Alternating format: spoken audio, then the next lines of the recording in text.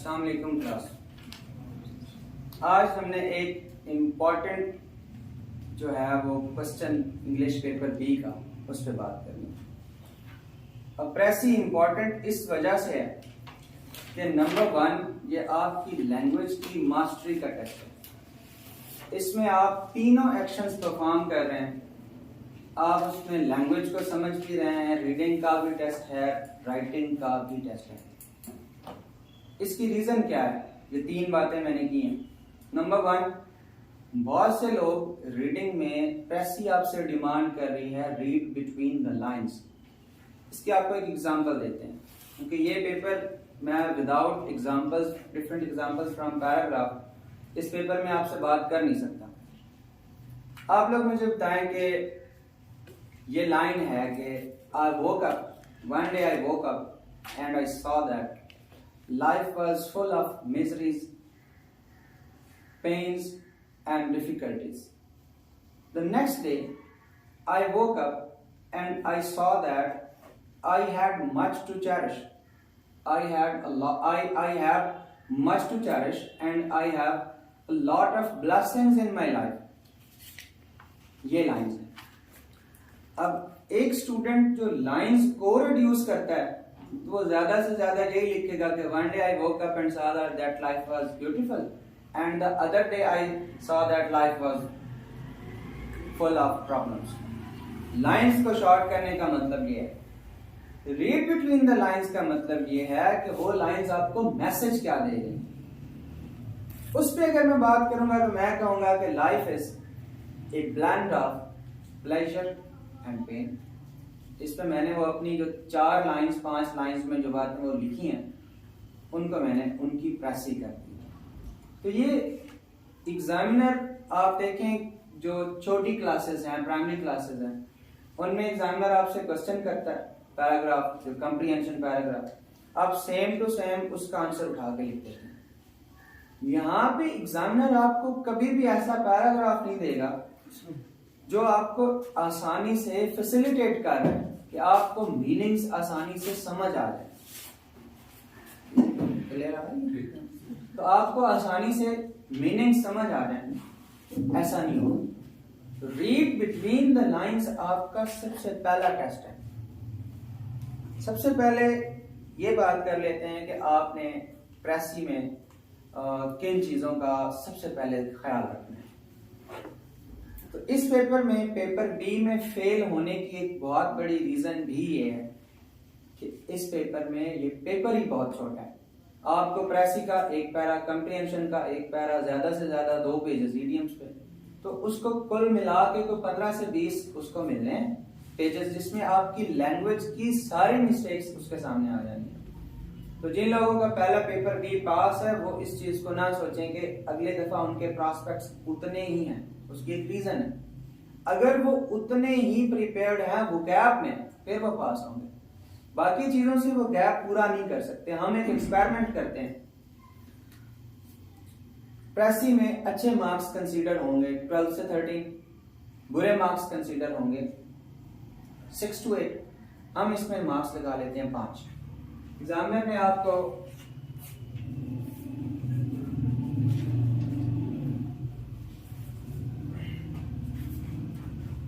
5 marks दिए प्रेसी में, 5 marks दिए कंप्रीहेंशन में, 5 मार्क्स दिए ट्रांसलेशन में, 5 मार्क्स दिए एग्जामिनर ने आपको करेक्शन में।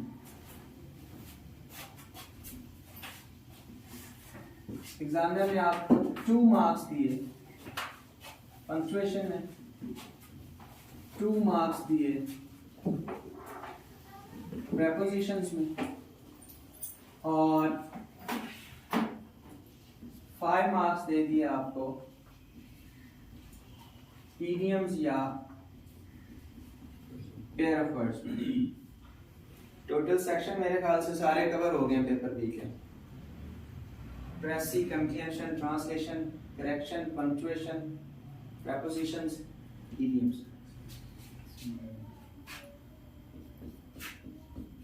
50 15 मार्क्स हैं आपके वोकैब में। अब मार्क्स काउंट करें।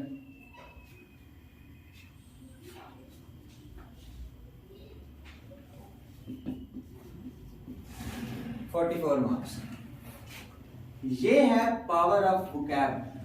अगर आप इस सेक्शन में 15 मार्क्स ले जाते हैं तो आप बाकी सेक्शंस में देखें, प्रेस में से 5 मार्क्स, कंप्रीहेंशन में से 5, ट्रांसलेशन 10 में से वो आपको 8 दे देगा अगर आपने अच्छी की है, यहाँ से भी 5 मार्क्स, करेक्शन में 10 में से 5 नंबर, इसी तरह पंक्चुएशन 5 में से 2 मार्क्स, 5 में से 2 मार्क्स प्रीपोजिशंस में।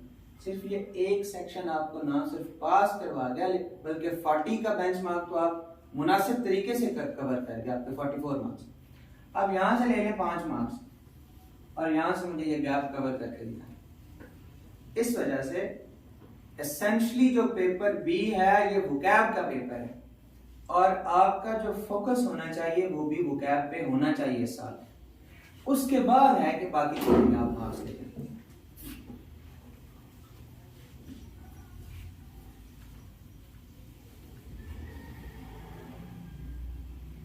By which I means 1 hour for GRE vocab on daily basis। उसके बाद हैं आपके सारे बाकी के टारगेट्स। तो कमिंग बैक टू प्रेसी,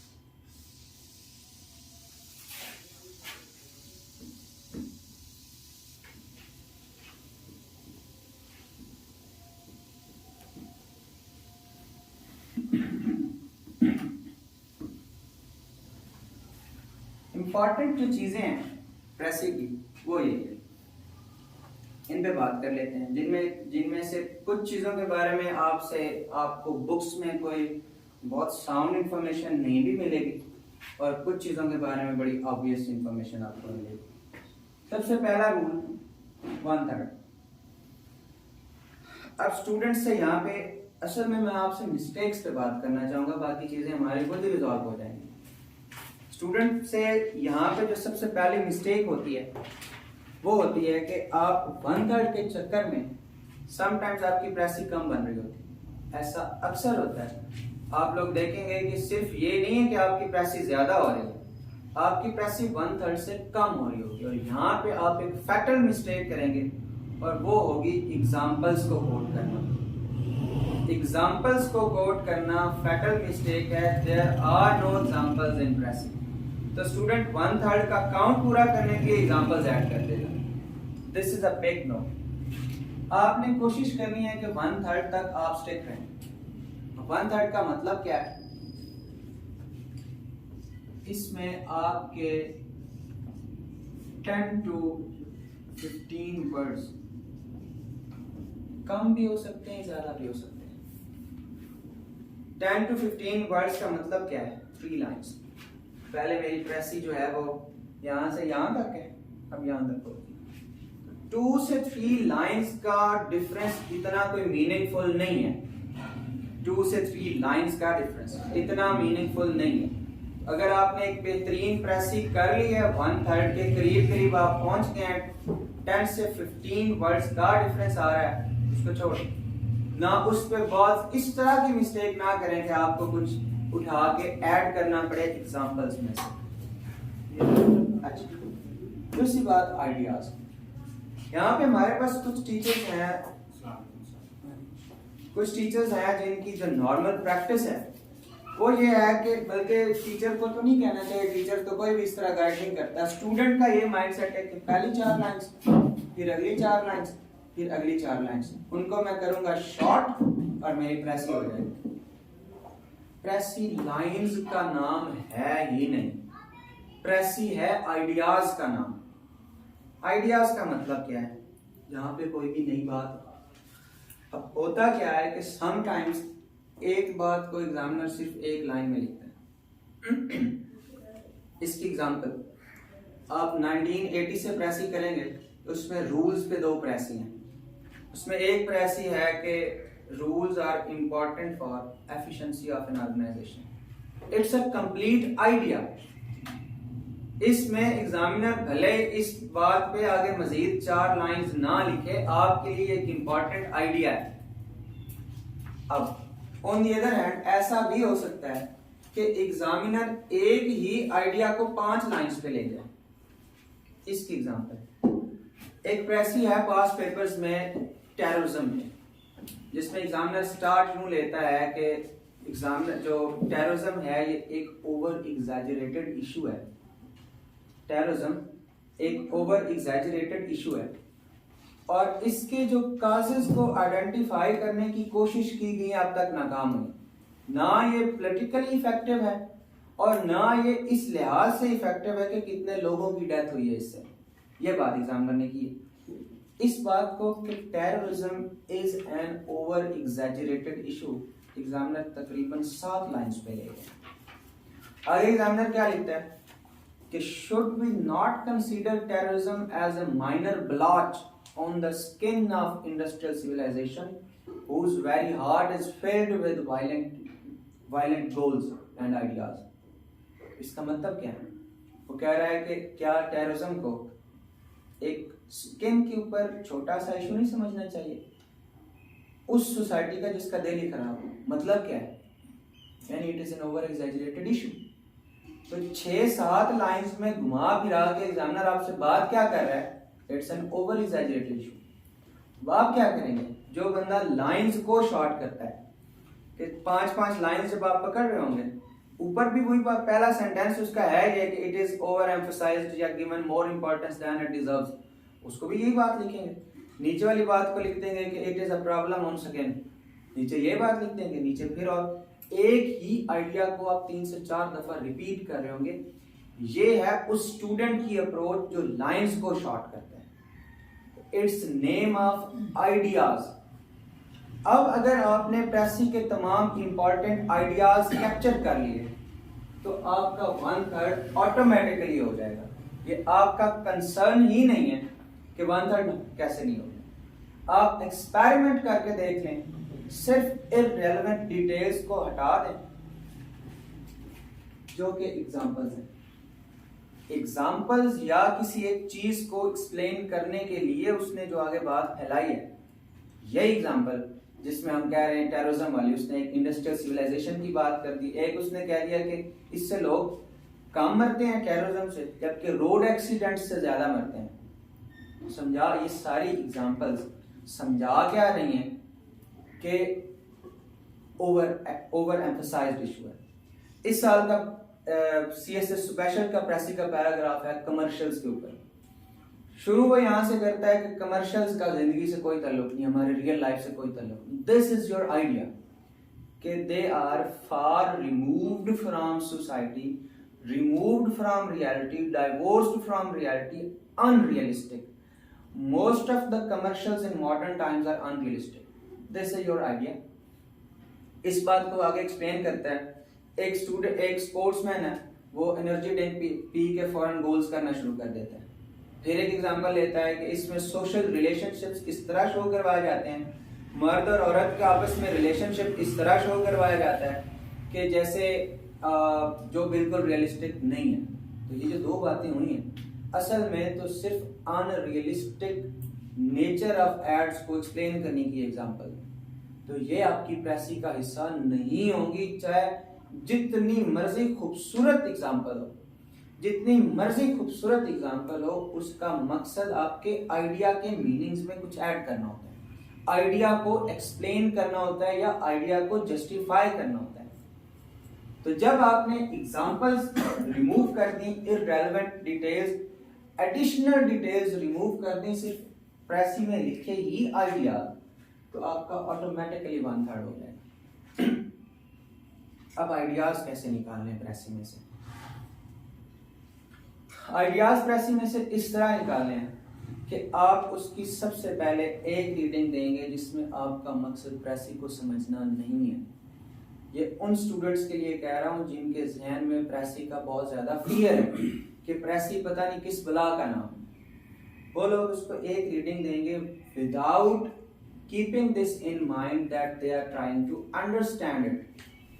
अच्छा, होगा क्या इससे कि पहली रीडिंग में आपका ये मॉडल आप फॉलो करें बिल्कुल जरूरी नहीं। एक ऐसा बच्चा जो बहुत अच्छा तैयार है वो प्रेसी को एक रीडिंग दे प्रेसी करते आई अलाउ, लेकिन जो बच्चा बिगिनर है जिसके रीडिंग के इश्यूज हैं वो एक बेहतरीन तारुफ बना चुका होगा अपना प्रेसी के पैराग्राफ से, अगर वो पहली रीडिंग देता है जस्ट कैजुअल रीडिंग। दूसरी रीडिंग में आपने जितने इंपॉर्टेंट आइडियाज ऑफ द प्रेसी हैं उनकी नंबरिंग कर लेनी है। फॉर एग्जाम्पल, आप पैराग्राफ निकालें 2006 वाला निकाल लें या 2010 वाला निकाल लें, ऑनलाइन पैराग्राफ निकालें। अब होगा क्या, ये लाइंस है, ये आपके सामने पैराग्राफ है। जब आपके सामने पैराग्राफ आएगा आपने इसकी रीडिंग शुरू करनी है। आप कहेंगे कि यहाँ से पहली बात है, जो आपने निशान लगा दिया, आप कहेंगे कि यही बात यहाँ तक एक्सप्लेन हुई है, या डिसाइड कैसे करेंगे? डिसाइड इसी तरह करेंगे ना कि यूजुअली एग्जामिनर ऐसा बहुत कम होता है कि डिटेल्स पहले दे दे और आइडिया बाद में दे। होता जरूर है, क्योंकि हर राइटर के ये स्टाइल नहीं है कि वो आपको बड़ी ही लॉजिकल फ्लो में डिस्कशन दे। तो क्या होगा कि अक्सर बेशतर होगा कि फॉर एग्जाम्पल एग्जामिनर यही कहेगा कि courage is one of the basic requirements of success, ये स्टेडफास्टनेस, ये फॉर एग्जाम्पल ये उसकी लाइन है, तो ये आपका आइडिया। उससे आगे तो क्या कहा, नेपोलियन ने इतना अरसा वो लड़ा, अलेक्जेंडर इतना अरसा लड़ा, रॉबर्ट ब्रूस ने ये किया, कायदे आजम की स्ट्रगल इतने ईयर्स पे, प्रॉफिट की स्ट्रगल इतने ईयर्स पे थी। तो ये सारी क्या है, ये एग्जांपल सिर्फ इस चीज को एक्सप्लेन कर रही हैं कि परसिवेरेंस जो है ये सक्सेस के लिए जरूरी है। तो आइडिया ये था। अब जहां तक ये एग्जांपल्स एक्सप्लेन कर रहा होगा एग्जामिनर, वहां तक आप नया आइडिया कंसीडर नहीं करेंगे। उसके बाद वो कहेगा however there are some challenges to perseverance, ये steadfast attitude। यहाँ पे आ गई नई बात, आप पॉइंट आउट कर सकेंगे यहाँ से नया आइडिया नई बात है, वहां पे लिखने टू, जहां तक ये आ रहा है वहां तक 2, यहाँ से 3 शुरू हो रहा है। दिस इज हाउ आपने प्रेसी के आइडियाज पॉइंट आउट करने हैं। फर्स्ट एंड फॉरमोस्ट जो आपका काम है वो है प्रेसी के आइडियाज को पॉइंट आउट कर लेना। ना सिर्फ ये कि कहाँ नया आइडिया है, बल्कि एक आइडिया कहाँ तक एक्सप्लेन हुआ है। और ये बात मैं स्ट्रेस कर रहा हूँ कि एक आइडिया एक लाइन में भी हो सकता है और 7 लाइन्स में भी हो सकता है। ये आपने केयरफुली देखना है कि कितनी लाइन्स पे एक आइडिया एक्सप्लेन हुआ। अब आपने फॉर एग्जांपल मेरी प्रेसी में 4 आइडियाज थे, टोटल आइडियाज आपने पॉइंट आउट कर दिए। Logical arrangement of ideas, sometimes बल्कि most of the times paragraph ऐसा ही होगा कि एक एग्जामिनर का राइटिंग स्टाइल बहुत फ्लो में होगा। वो बताएगा अनएम्प्लॉयमेंट की काजेज ये हैं, इसके इम्पैक्ट्स ये हैं, और अनएम्प्लॉयमेंट का सोल्यूशन ये है।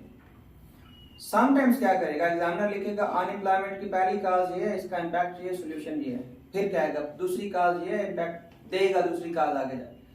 अब आपका काम है कि सारी काजेस को पहले ले आए, सारे इम्पैक्ट्स को बाद में ले आए, और सारे वे फॉरवर्ड बाद में ले आए।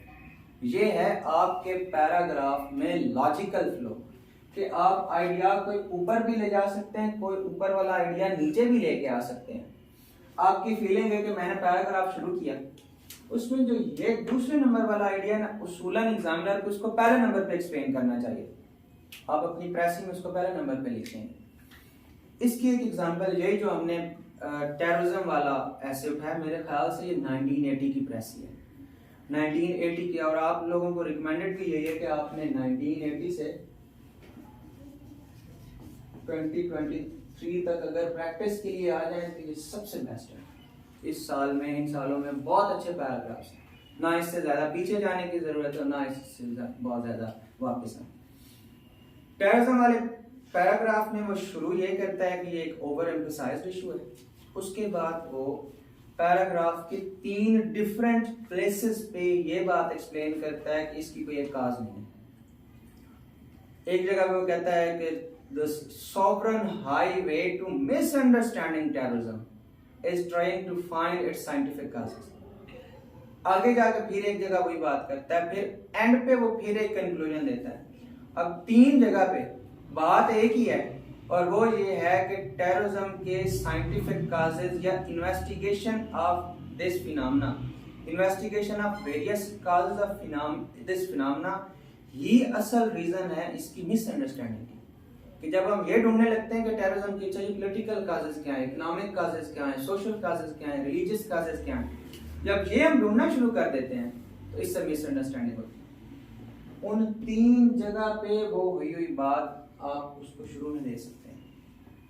जब उसने कहा है कि ओवर एग्जैजरेटेड इशू है, उसके दूसरे नंबर पे आप ये आइडिया रख सकते हैं कि इसकी साइंटिफिक काजेस ढूंढना इसकी मिसअंडरस्टैंडिंग के लिए। तो यहाँ पे आपने अपने पैराग्राफ की थोड़े बहुत अरेंजमेंट को चेंज किया है ताकि लॉजिकल अरेंजमेंट या फ्लो आए आपकी प्रेसी में।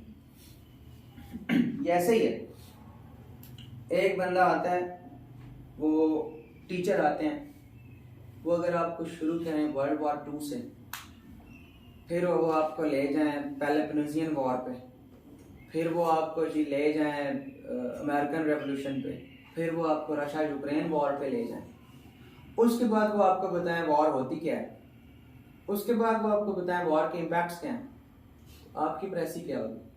आप उसको सबसे पहले कहेंगे वॉर होती क्या है, फिर उसको बताएंगे वॉर के इम्पैक्ट्स क्या हैं, फिर अगर रिक्वायर्ड है तो फिर वॉर की उसको डिफरेंट एग्जांपल्स बताएंगे हिस्ट्री से। यानी आप एक टीचर हैं, आपके सामने इंफॉर्मेशन बिखरी पड़ी है, अब आपने उसको अरेंज करके एग्जामिनर के सामने पेश करना है। तो ये है लॉजिकल अरेंजमेंट ऑफ आइडियाज। एक चीज में स्टूडेंट अल्लाह जाने क्यों कंफ्यूज होता है या क्यों कंफ्यूज किया जाता है कि प्रेसी का टेंस क्या होगा, किस टेंस में प्रेसी की जाएगी। आप बताएं क्या होगा टेंस प्रेसी का, किस टेंस में करनी चाहिए? सर पैराग्राफ जो भी हो जिस टेंस में उसी को फॉलो करना चाहिए। आप बताएं। सर जो प्रेसी का होगा मैंने बहुत से लोगों से ये बात सुनी है कि प्रेसी का टेंस क्या होगा। मुझे ये बताएं कि प्रेसी का टेंस है यूनिवर्सल लैंग्वेज। वो कहता है खुशी ये करती है, conquest of happiness. Burton Russell का बुक उठाएं, उसमें वो अगर कहता है कि एनवी की काजेज ये हैं, एनवी के चैलेंजेस, एनवी ये करती है, ये होती है, आप इसको पास्ट में कर सकते हैं कन्वर्ट एक यूनिवर्सल फैक्ट को, आप इसको इसी स्टाइल में लिखेंगे। एक बंदा है, वो आपसे 2016 की प्रेसी है, वो कह रहा है कि चेरोकी विलेज एक बंदे ने विजिट किया, वो हर साल कोई नई प्लेस विजिट करता था। उस साल उसने सोचा कि यार कोई ऐसी प्लेस होनी चाहिए जो बहुत एग्जॉटिक भी हो और रशी ना हो, उसमें लोगों का जमे गफीर ना हो। उसने क्या किया कि उसने एक ओक्लाहोमा में, यूएस की स्टेट में एक प्लेस चूज की, एक चेरोकी, वहां पे वो गया, वो बहुत खूबसूरत थी। ये प्रेसी है। तो सारी प्रेसी पास्ट में, आप इसको फ्यूचर में कर सकते हैं। इस कंफ्यूजन में कभी जाना नहीं है कि प्रेसी का टेंस कौन सा होना चाहिए। प्रेसी का टेंस वही होगा जिसमें कोई बात हुई, यूनिवर्सल फैक्ट है, तो आप भी वो क्या है कि रूल्स जरूरी होते हैं, तो आप भी प्रेसी में यही लिखेंगे कि रूल्स जरूरी होते हैं, ये नहीं कहेंगे रूल्स जरूरी होते थे। टेंस वही होगा। एग्जाम्पल्स पे बात होगी इनडायरेक्टली। मैंने आपको कोई 2-3 एग्जांपल्स दी भी हैं। एड्स वाली प्रेसी की, कमर्शियल्स वाली जो सीएसए स्पेशल में आई, उसने एक स्पोर्ट्समैन की एग्जांपल दी और एग्जांपल। तो एग्जांपल्स आप एक्सक्लूड जैसे ही करते हैं, आप ऑटोमेटिकली 1/3 के करीब पहुंच जाएंगे। टाइटल उसूलन प्रेसी का टाइटल वही होता है जो पूरे पैराग्राफ की एसेंस को कैप्चर कर रहा हो, पूरे पैराग्राफ की एसेंस को कैप्चर कर रहा हो। सबसे अच्छा टाइटल तो नो डाउट वही है।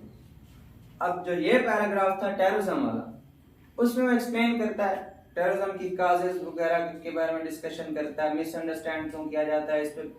अल्टीमेटली वो कंक्लूजन करता है कि टेररिज्म एक चॉइस है, एक मोरल चॉइस है, और एक मोरल डिस्कशन ही इस इशू को इरेडिकेट कर सकती है। इसकी कोई पॉलिटिकल इकोनॉमिक काजेज, एक जैसी सेटिंग में वॉर है, एक मुल्क के जो है वहां के लोग वो टेररिस्ट एक्टिविटीज में इन्वॉल्व नहीं होंगे, दूसरे कंट्री के लोग टेररिस्ट एक्टिविटी में इन्वॉल्व हो जाएंगे, कंडीशन सेम है। वो कहता है ये एटीट्यूड का नाम है, ये मोरल फ्लॉ है, ये एक बंदे की पर्सनैलिटी का फ्लॉ है, ये उसका एंड पे कंक्लूजन है। तो अब हम अगर उसको टाइटल दे दें काजेज ऑफ टेररिज्म, है तो ठीक, मोरल, लेकिन अच्छा टाइटल नहीं है। तो पांच मार्क्स होते हैं टाइटल के, वो आपको इसमें से 1 दे देगा, 2 दे देगा अगर उसको मेहरबान हुआ। अब अगर मैं इसका टाइटल बना दूं एक्सट्रीमिज्म का, टेररिज्म का, causes for misunderstanding about terrorism, terrorism A misunderstood issue, थोड़ा सा बेहतर होगा। अब मैसेज वो नहीं दे रहा कि ये क्यों मिसअंडरस्टूड है, लेकिन बात मेरी ठीक है, टेररिज्म एक मिसअंडरस्टूड इशू है। अब अगर मैं उसको टाइटल दे दूं वेज टू इरेडिकेट टेररिज्म, भी ठीक है, क्योंकि उसने एंड पे पूरा एक पैरा इस चीज पे लिखा है कि मोरल डिस्कशन ही टेररिज्म को खत्म कर सकती है, भी ठीक, 5 नंबर नहीं है इसके, लेकिन मुनासिब है। अब अगर मैं कह दूं terrorism A moral phenomena, J nature and remedies of terrorism, सबसे अच्छा हो गया। उसको ये भी बता दिया कि टेररिज्म एक्चुअली है क्या, नेचर का मतलब ये है, ये कितना असर रखता है, ये कितना इन्फ्लुएंशियल है, इसमें होता क्या है, सारी बात, nature and remedies of terrorism, ये सबसे अच्छा। Myths and realities of terrorism, ठीक है, ठीक है, बहुत अच्छा टाइटल है ये भी। तो यानी आपने पूरा जो जिस्ट है अगर वो टाइटल में कैप्चर कर लें तो बहुत अच्छी बात है, लेकिन ये काम कभी भी नहीं करना कि आप उसको कैप्चर करने के लिए उसको एक पूरी लाइन का टाइटल दे दें। लंबा टाइटल कभी भी, मुझे ये बताएं, कभी भी किसी चीज का कोई लंबा टाइटल अच्छा लगता है? मैंने आज आपसे बात करनी है रीडिंग पे, मैं आपको कहूंगा वो मतलब मेरी जो रिटन कम्युनिकेशन होगी ज्यादा से ज्यादा वो इस चीज पे हो जाएगी, importance of reading, challenges of reading, merits of reading, benefit. इससे ज्यादा मेरा कोई टाइटल अच्छा लगेगा? मैं अगर उसको लिख दूं challenges, way forward, causes, impacts and problems to reading, बिल्कुल भी अच्छा नहीं लगा। तो अगर आपका टाइटल पूरी तरह अपने है ही इतना स्कैटर्ड कि आपका पैराग्राफ के उसमें इंफॉर्मेशन ही बहुत सारी दी हुई, तो उसको ना कैप्चर करें, सारी बात रीडिंग के बारे में तो लिख दें अबाउट रीडिंग, है तो सारी बात रीडिंग। इसमें आपके लिए सबसे बेहतरीन एग्जांपल है वो है डॉन के एडिटोरियल्स। उनका कोई भी टाइटल आपको कभी बुरा लगे और कभी ये लगा हो इसमें एसेंस नहीं है बात, तो फिर शॉर्ट टाइटल बनाए, मेक अ शॉर्ट टाइटल। आपको एक पैराग्राफ आता है जिसमें वो टू किंग्स की बात करता है, और वो कहता है कि एक किंग ने जो है वो यहाँ से वो उठा, इतने उसने कंट्रीज के ऊपर अटैक किया, इतनी बड़ी उसकी एम्पायर थी, ये उसकी इकोनॉमिक वर्थ थी, ये उसकी पॉलिटिकल डिसीजंस थे, ये इसका डिप्लोमेटिक एटीट्यूड था। अब दूसरे किंग को शुरू हो जाता है, क्या कितना एक लंबा टाइटल बना लेंगे कि सारा स्टोरी ऑफ टू किंग्स, ये इसका टाइटल होगा। तो जब आप पैराग्राफ पूरा नहीं उसमें ला पा रहे तो टाइटल शॉर्ट रखते हैं, टाइटल होना मुनासिब चाहिए। तो ये बात माइंड में रखनी है कि टाइटल बहुत एहतियात से बनाना है, क्योंकि इसके 5 मार्क्स हैं और 15 मार्क्स का बाकी। अच्छा, फॉर एग्जांपल हम बनाते हैं story of two kings. Sir of kingship भी कह सकते हैं, it's a Francis Bacon style. ठीक, वो कह सकते हैं, बिल्कुल कह सकते हैं, लेकिन गलत नहीं है, जैसे आपका दिल करे वो करें। ये बात आपको बतानी थी कि टाइटल के इर्द गिर्द ना तो कोई वो होंगे आपके इन्वर्टेड कॉमास, ना आगे फुल स्टॉप होगा, और ना ही इसके बाकी वाले वर्ड्स छोटे होंगे। टाइटल का हर पहला वर्ड जो है वो कैपिटल होगा। स्टोरी ऑफ टू किंग्स, ये होगी टाइटल पे बात। अब हमने एक बहुत इंपॉर्टेंट बात करनी है।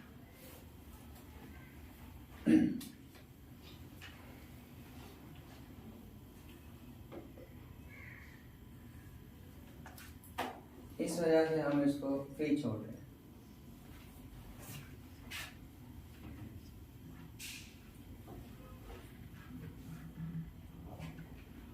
And this is that very important thing.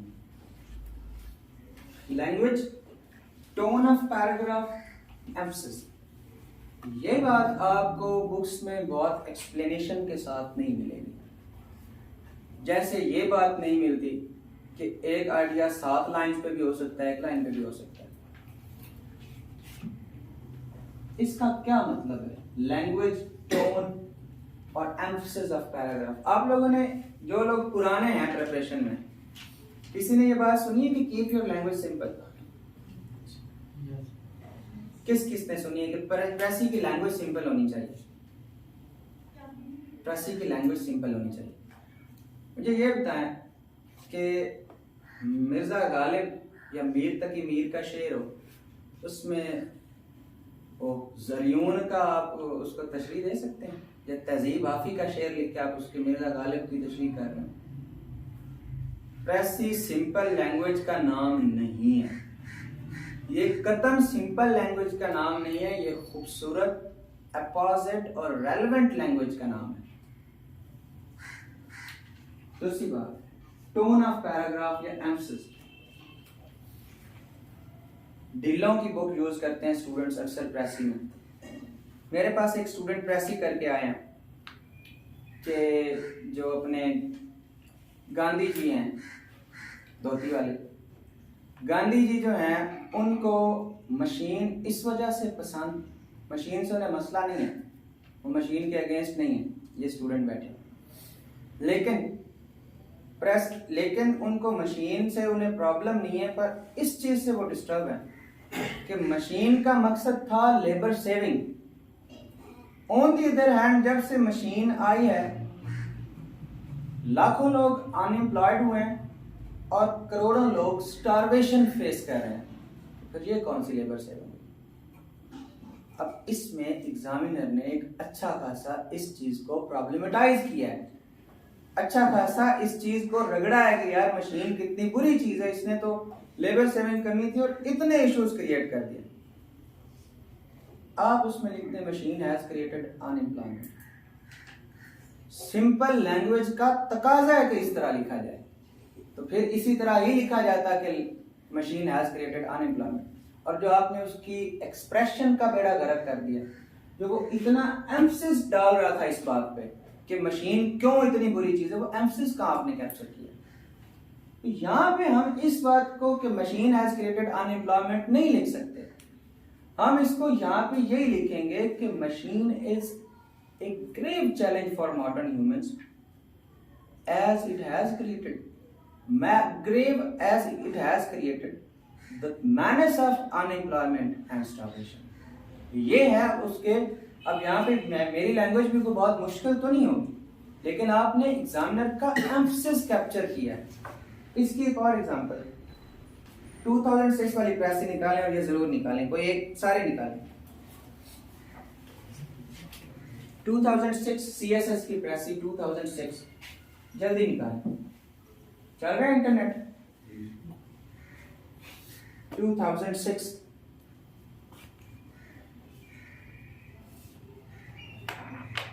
निकालिए, एंड वाली लाइंस पे जाएं। यहां पे उसने एक्सप्लेन किया हुआ है एरिस्टोटल को। वो सिंपली पहले ये बता रहा है कि फिलॉसफी पहले कभी ऐसी थी, फिर फिलॉसफी में ये एवोल्यूशन हुई, कुछ फिलोसफर्स थे उनका स्टाइल ये था, ये हुआ, प्लेटो ने ये किया। अब एरिस्टोटल पे आ जाए, पढ़े एरिस्टोटल वाली लाइंस को, एक बंदा पढ़े जिसने निकाली हुई कि फाइनली इन एरिस्टोटल इस तरह की कोई लाइंस हैं, all in all realms and bounds of जी ऊंचा Aristotle philosophy was honored in all her boundless scope and majesty. All her monuments were explored and made beautiful with order. Here, every problem found a place and every science bowed its tool to wisdom.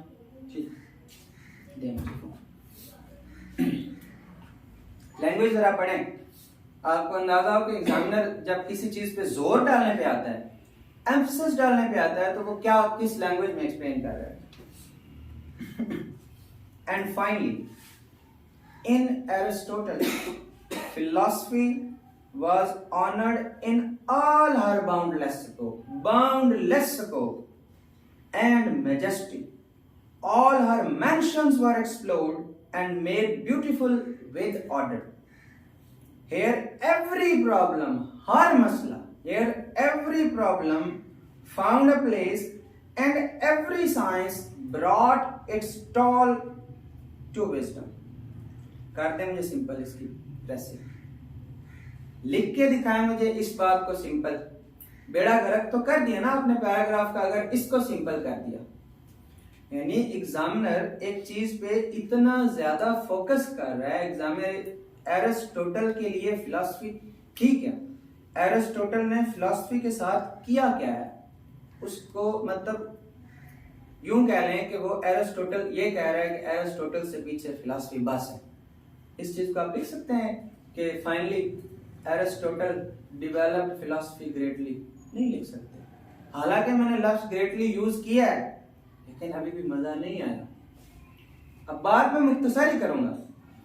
Finally philosophy found it's most profound analysis in person of Aristotle. Language का मेरा emphasis बढ़ गया. अब मैंने जो wording use की है उसने इस बात को एम्फसाइज किया है कि फिलॉसफी जो है, मैंने जो अब लैंग्वेज यूज किया है कि finally philosophy found it's most profound analysis. ये है अब वो लैंग्वेज जो एटलीस्ट उसने जितनी एरिस्टोटल की तारीफ की है इस बात से जस्टिस कर रही है. तो इस तरह आप पैराग्राफ में देखते होते हैं कि एग्जामिनर ने किस चीज पे कितना एम्फसिस किया है, आप उस हिसाब से फिर लैंग्वेज यूज करते हैं. एक बात जो हमने नहीं लिखी, ये चीज तो आपके लिए अंडरस्टूड होगी कि फिलॉसफी सिंपल लैंग्वेज का नाम नहीं है. क्लियर, अपोजिट, रेलेवेंट और उसी तरह की लैंग्वेज है जिस तरह पैराग्राफ में यूज हुई है.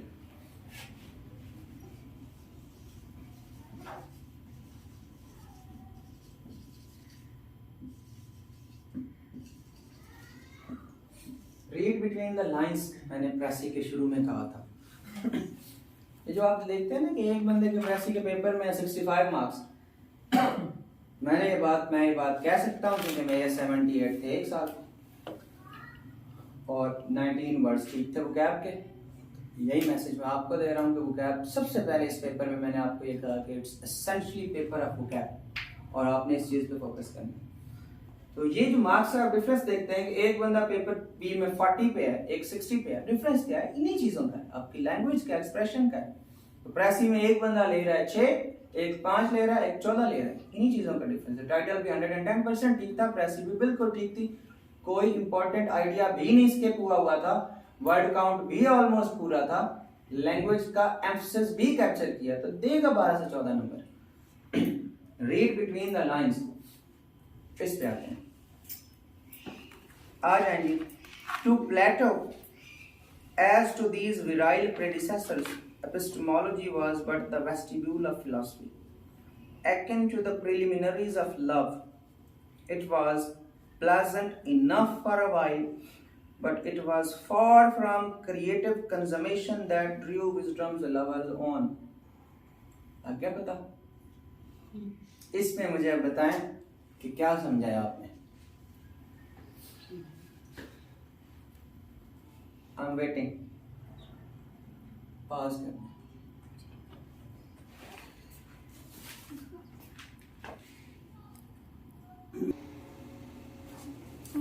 ले लिहाजा अगेन एक तो लफ्ज ऑर्डर बहुत इंपॉर्टेंट है। उसने कहा है, अब आपको अंडरस्टैंडिंग इसकी क्या होनी चाहिए कि एरिस्टोटल ही नहीं थे जिन्होंने क्लासिफिकेशन की डिफरेंट साइंसेस की, और ये एरिस्टोटल ही थे जिन्होंने फिलॉसफी की भी डिफरेंट ब्रांचेस बनाई। ऑर्डर वाली बात बहुत इंपॉर्टेंट है। आप इसको कह सकते हैं scientific treatment of the subject. Order science में जरूरी है ना, तो आप इसको कह सकते हैं scientific treatment of the subject. उसके बाद ये है रीड बिटवीन द लाइंस के जो अपेरेंटली आपको नजर आ रहा है, आप उसको समझें कि उसमें बात क्या होगी। आगे उसने कहा फिलॉसफी, ये जो ओपन वाली every branch of knowledge brought its toll to wisdom, जी सर। ये इसका क्या मतलब? इसका मतलब है कि फिलॉसफी जो है वो ओपन टू अटैक थी, और इससे भी मतलब फिलॉसफी कोई बंद सब्जेक्ट नहीं थी, वो बाकी नॉलेजेस से चीजों को एम्ब्रेस कर रही थी अपनी बॉडी में। इससे भी बेहतर क्या है इसका मतलब? इससे भी खूबसूरत और इससे भी बेहतर इसका मतलब ये है कि जो फिलॉसफी थी और all other branches of knowledge थी, they have a communion, a union, a symbiotic relation. उसने सारी बातों को मिला दिया था, सारी ब्रांचेस ऑफ नॉलेज को। तो synthesis is the message of these lines. Synthesis of various branches of knowledge, systemizations, scientific approach, synthesis, openness, flexibility, ये है इन लाइंस का आइडिया। तो पढ़ते हुए लफ्जों पे नहीं जाना, वो लफ्ज जो आपको बता रहे हैं उस पे जाना है। और अब उससे एक चीज है रिलेटेड, वो है स्कोप ऑफ द पैराग्राफ। इसका मतलब क्या है? स्कोप ऑफ द पैराग्राफ का मतलब यह है कि जब भी ऐसा होगा, फॉर एग्जाम्पल मैंने फिलॉसफी पढ़ी हुई है,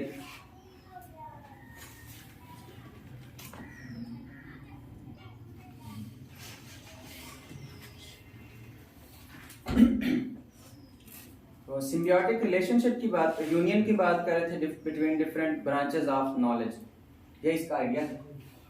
स्कोप ऑफ द पैराग्राफ का मतलब यह है कि अक्सर ऐसा होगा कि जब भी आप कोई ऐसा पैराग्राफ, खुदा ना खास्ता ऐसा आ गया कि जिसके बारे में आपको पता है, क्लाइमेट चेंज के ऊपर पैराग्राफ है और आपको क्लाइमेट चेंज का पता है, वहां पे सबसे ज्यादा खतरा इस चीज का होता है कि पैराग्राफ में वो बात हुई नहीं है जो आप प्रेसी में कह रहे हैं। यही प्रॉब्लम कंप्रीहेंशन का है, एग्जैक्टली यही प्रॉब्लम कंप्रीहेंशन का है कि उसमें एक बात एग्जामिनर ने नहीं की, आप उसने आपसे क्वेश्चन पूछा है, इसी साल की प्रेसी है, इसी साल की कंप्रीहेंशन है, ये स्पेशल की, जिसमें उसने कहा है कि, और माशाल्लाह से अगर आप लोग वो पढ़ें तो आप लोगों को अपना चेहरा उसमें से नजर आएगा। उसने कहा है कि हमारे जो यूनिवर्सिटी ग्रेजुएट्स हैं जिनके पास डिग्रीज हैं, बहुत खुश होते हैं कि हम बड़े वेल एजुकेटेड हैं। वो कहता है कि सबसे थक्कड़ जो निज़ाम है ना वो हमारा यूनिवर्सिटी एजुकेशन है, और सबसे जो पुअरली ट्रेंड लोग हैं वो भी यूनिवर्सिटी ग्रेजुएट्स हैं पाकिस्तान के, जिनके हाथों में डिग्री है और एम्प्लॉयमेंट नहीं है और कोई स्किल नहीं है। इस पे पैरा, और उसमें एक वो बात करता है करियर काउंसलिंग पे। कल मेरे पास एक स्टूडेंट एक क्वेश्चन का आंसर लिख के लिया है करियर काउंसलिंग पे, और उन्होंने अपनी तरफ से उसको आधे पेज पे लिखा था कि करियर काउंसलिंग ना हो तो लोग फिर इंजीनियरिंग में चले जाते हैं, साइंस में चले जाते हैं। फिर पैराग्राफ में वो बात नहीं थी। तो अगर आपको कोई बात समझ आ गई है ना पैराग्राफ से, रीड बिटवीन द लाइंस हो गया, आप उसकी एसेंस कैप्चर करके, आइडिया कैप्चर करके, अब इसका मतलब ये नहीं कि अपनी तरफ से एक्सप्लेनेशन उसमें घुसेड़ दें, ये काम नहीं करना। तो with in the scope of paragraph जितनी बात हुई है वो आपने करनी है। ये तो था हमारे लिए प्रेसी। अब आते हैं कंप्रीहेंशन की तरफ।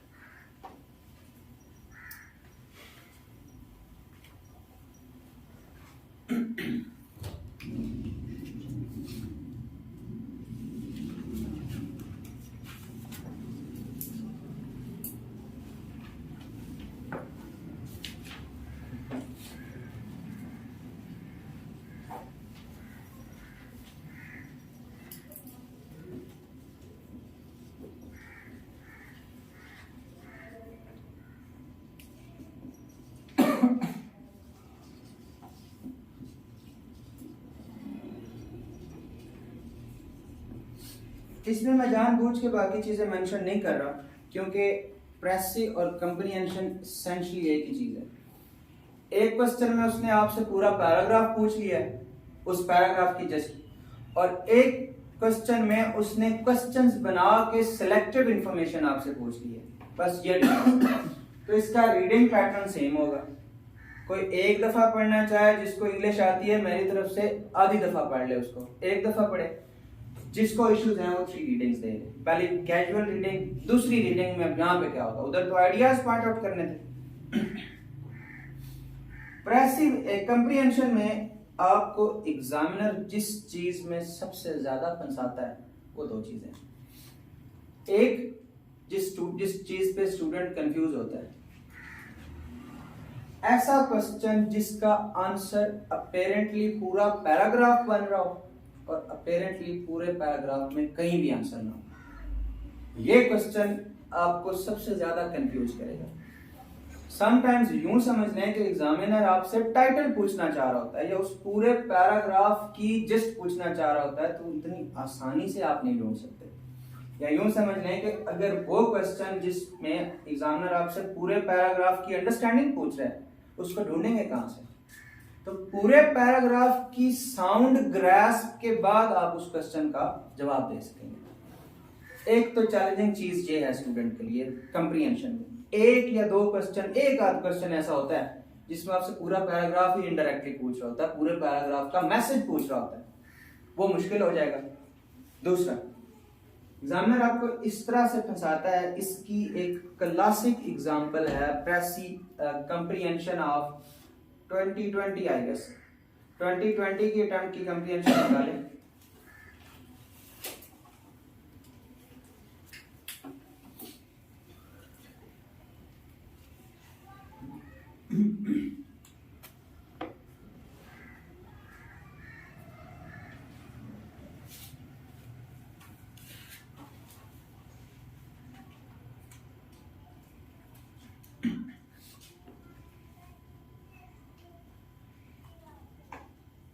निकालिए। इसमें है ग्लोबलाइजेशन पे कंप्रीहेंशन। एंड वाले क्वेश्चंस चेक करें, इसके क्वेश्चंस पढ़ें। चलिए, डिफाइन ग्लोबलाइजेशन। ठीक है। What does the term third word denote? What is electronic and mass communication? What is privatisation? Explain liberalism in the above content. इसमें जो उसने आपसे पूछा है इलेक्ट्रॉनिक मास कम्युनिकेशन, जो बंदा इसमें मैथ्स कौन का है या जिस बंदे ने आर्टिफिशियल इंटेलिजेंस पढ़ी हुई है, वो इस क्वेश्चन का आंसर का बेड़ा गर्क कर देगा।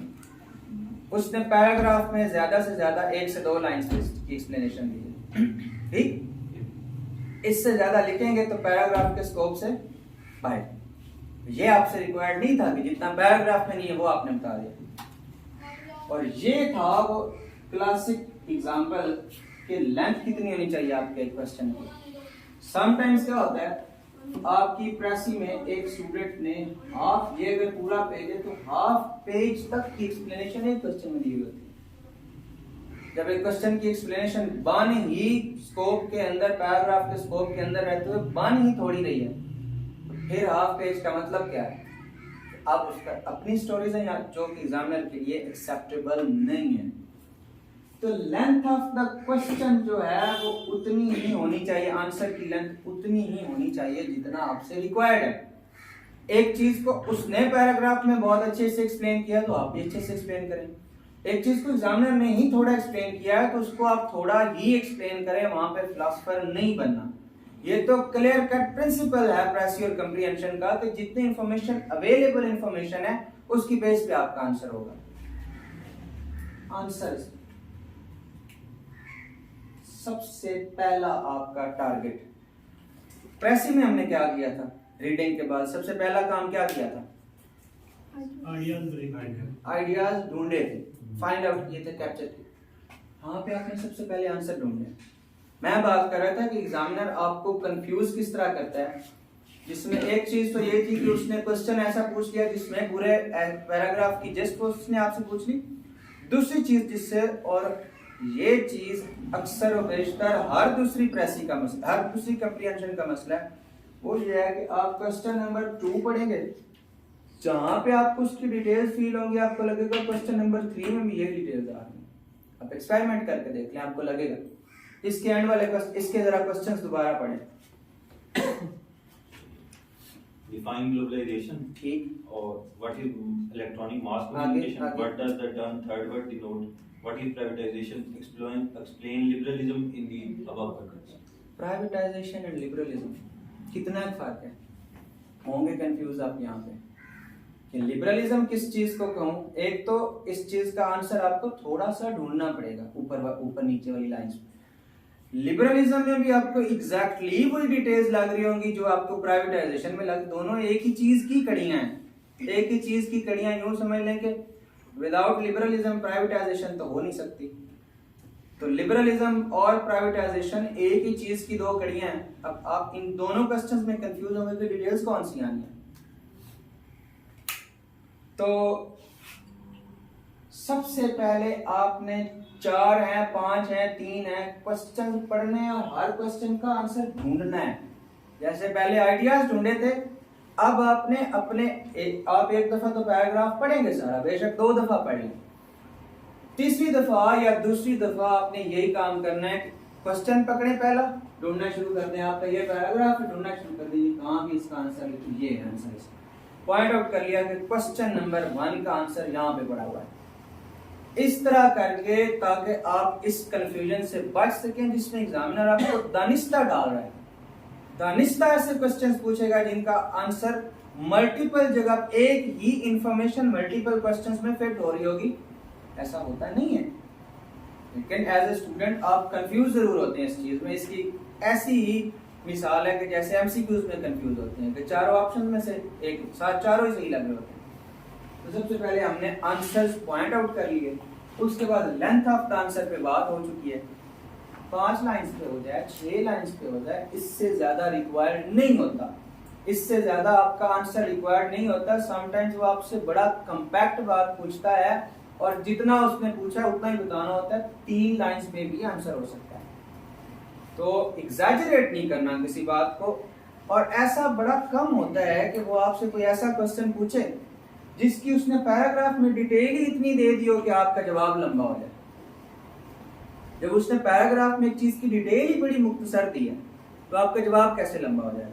तो ऐसा कम होगा कि डिटेल्स ज्यादा है कि आपका आंसर भी लंबा हो रहा है। ये लेंथ ऑफ द आंसर का रीडिंग रिक्वायरमेंट हमने बात कर ली है कि आपने उसको किस तरह करना है या किस तरह पढ़ना है। समटाइम्स वो आपसे आपकी अपनी ओपिनियन मांग लेता है। जब वो आपसे अपनी ओपिनियन मांगे तो फिर उसको धड़ल्ले से कहें इन माय स्कॉलरली ओपिनियन, फिर उसको बताएं कि ये मेरी ओपिनियन है इस पर, अदरवाइज नहीं। अब आते हैं ट्रांसलेशन पे।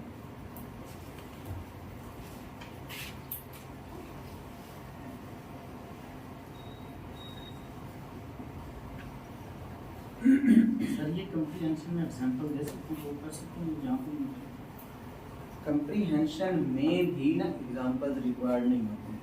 वो आपसे यूजुअली इस तरह का क्वेश्चन नहीं पूछता कि जिसमें आपको एग्जांपल्स, वो आपसे कहे ना कि, लेकिन वहाँ पे थोड़ा सा गैप होता है।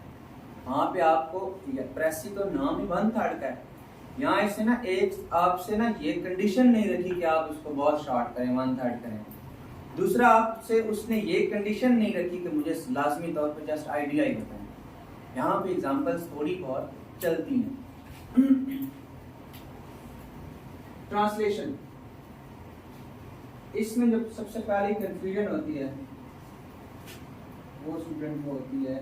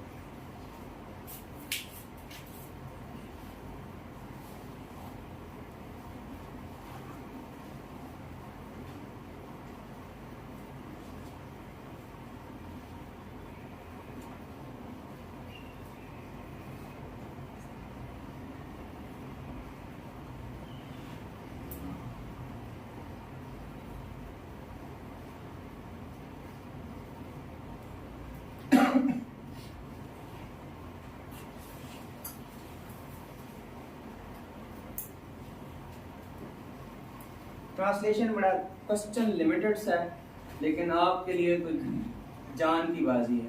आपके लिए तो 2 नंबर का क्वेश्चन हो या 50 का, बहुत ज़रूरी है। सबसे पहले जो कंफ्यूजन जो कि अक्सर कुछ टीचर्स की तरफ से आती है और कुछ फिर मेरे जैसे स्टूडेंट्स होते हैं जो फैला देते हैं ऐसी बातें सर्कल्स में कि ट्रांसलेशन एग्जैक्ट होनी चाहिए या इसको थोड़ी बहुत इसकी मैनिपुलेशन हो सकती है।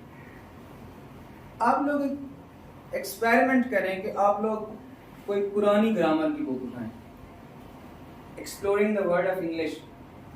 इंग्लिश में उनका एक नाम था किसी दौर में, अब लोग ग्रीनदा यूज करते हैं, लेकिन हम लोग स्टार्ट हमने वहीं से लिया।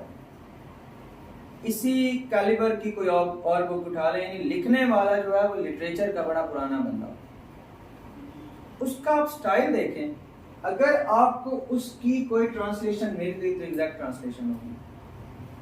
देखें, ट्रांसलेशन की खूबसूरती तो यही है कि ये एग्जैक्ट हो, क्लोज तरीन हो अपने मीनिंग्स में। जितने ज्यादा लॉज होते हैं, जितने ज्यादा किसी मुल्क में मजमूई कवानीन होते हैं, उतनी ज्यादा शहरियों पे पाबंदियां होती हैं। लिखें ये सेंटेंस, ये भी पास पेपर्स की। किसी मुल्क में जितने ज्यादा मजमूई तौर पर कवानीन होते हैं,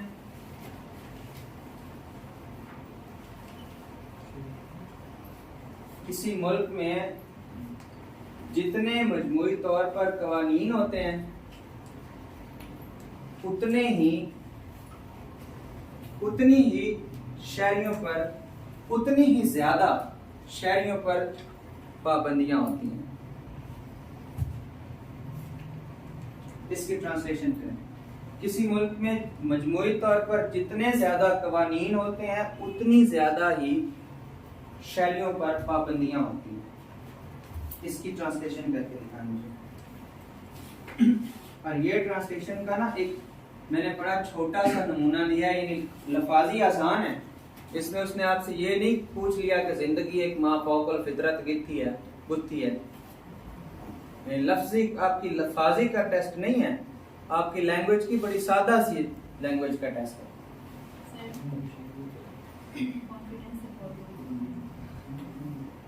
The more a country has laws collectively, the more it has restrictions constitutionally. हाँ, गलती मुझसे ये होगी कि आपसे पहले बुलवा दिया। ये है अब इसकी एग्जैक्ट ट्रांसलेशन। इसमें एक्सप्रेशन द मोर ही आएगा, इसके बगैर आप इसकी ट्रांसलेशन नहीं कर सकते, जिसका नाम एग्जैक्ट ट्रांसलेशन है। The more the number of laws या the collected number of laws, the more the restrictions on individuals. ये एग्जैक्ट ट्रांसलेशन है, तो हो गई ना एग्जैक्ट। अब इसको आप लिख तो सकते हैं, if a country has more number of laws then total restrictions on the citizens increase. Message तो जा रहा है, मैसेज एग्जैक्टली जा रहा है, मैंने मैसेज को डिस्टॉर्ट नहीं किया, एग्जैक्ट ट्रांसलेशन नहीं की, उस चीज को मैंने खराब कर दिया। तो ये बात आप ज़हन से निकाल दें कि ये बा मुहावरा आपने तर्जमा करना है, तो अच्छा ये काम करता कौन है? वो बंदा जो एग्जैक्ट ट्रांसलेशन नहीं कर पा रहा, किसी एक आध वर्ड का मीनिंग उसको नहीं बता पा रहा, वो क्या करता है कि वो फिर उसको बस मीनिंग समझाने की कोशिश करता है। इसमें वो नंबर देता है 4, 3, 4, 7 से 8 कभी नहीं देगा। इसमें और भी जबकि ये जो इतने छोटे छोटे कनेक्टर्स हैं, ये भी आपने ट्रांसलेट करने हैं, ऐसा ही होता है। तो ऐसा ये जो लफ्ज ही है, इसको भी आपने ट्रांसलेशन में लेके आना है। इतनी एग्जैक्ट होनी चाहिए ट्रांसलेशन। वोकैब अब एग्जामिनर तो आपको देगा एग्जैक्ट वोकैब के ही मार्क्स, ये तो बात तय है। लेकिन अगर आपको नहीं आती, मिसाल के तौर पे आपको समटाइम्स कुछ जार्गन्स ऐसे होते हैं जिनको आप सेम टू सेम कह सकते हैं,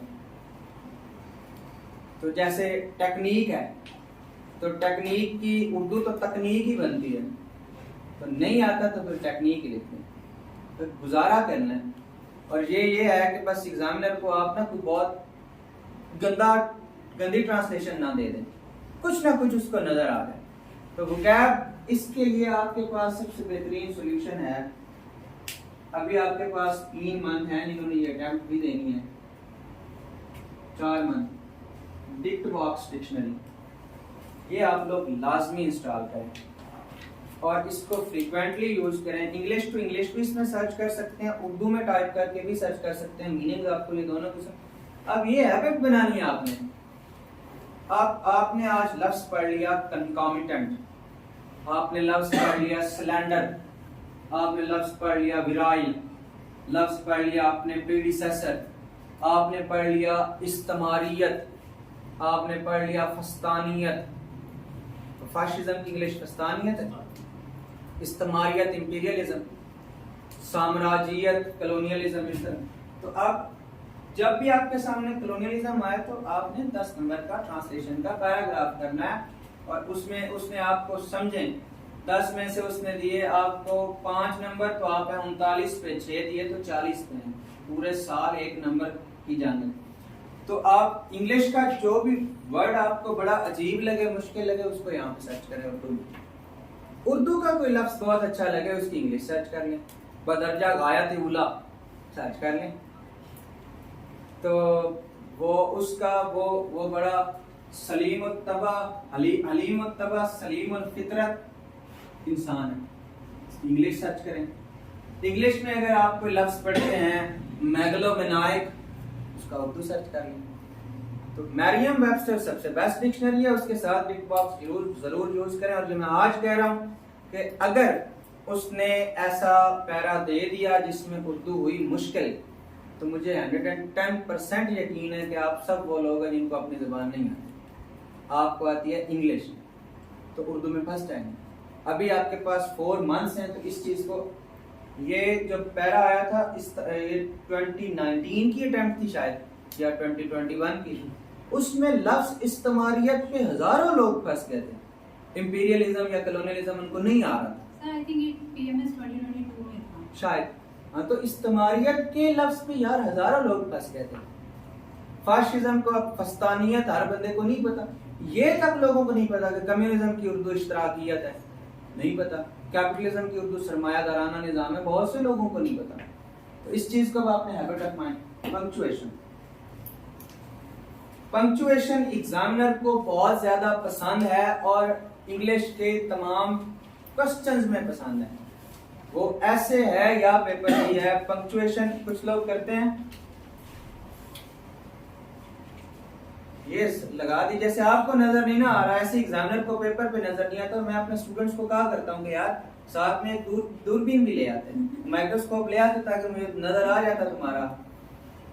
तो ये है आपका फुल स्टॉप और ये है कॉमा, प्रॉपर नजर आना चाहिए और पंक्चुएशन की हैबिट भी डालें।